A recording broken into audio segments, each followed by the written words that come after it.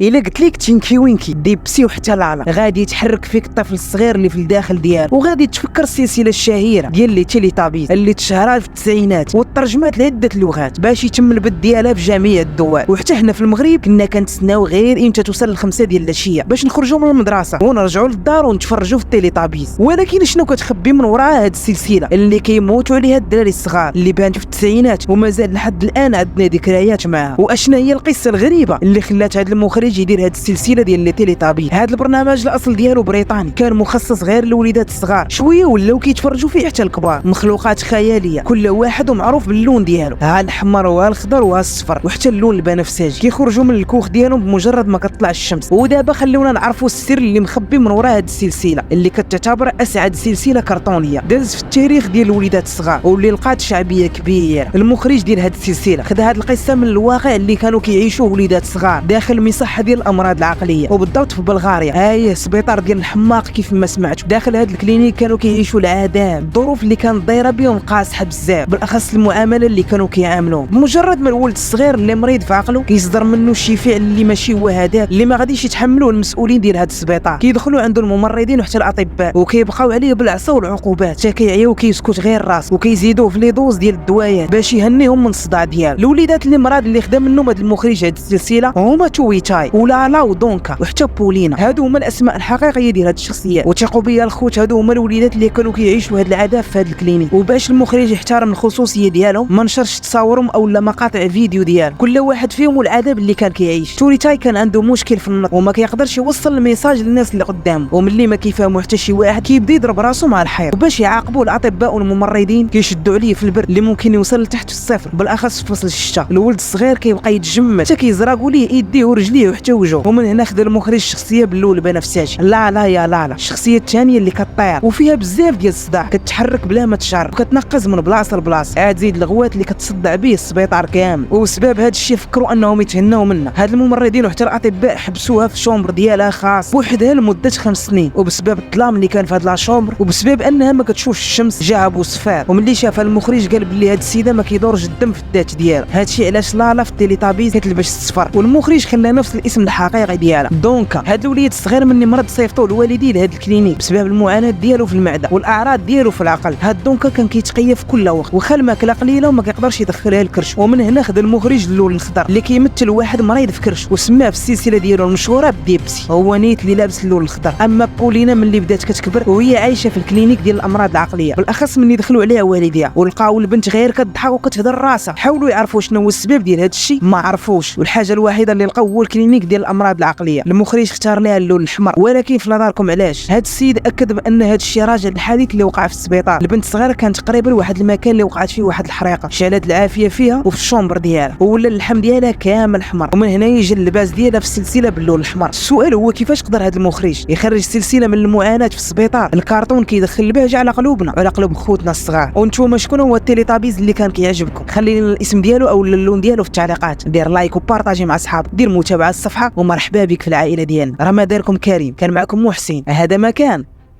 تهلاو.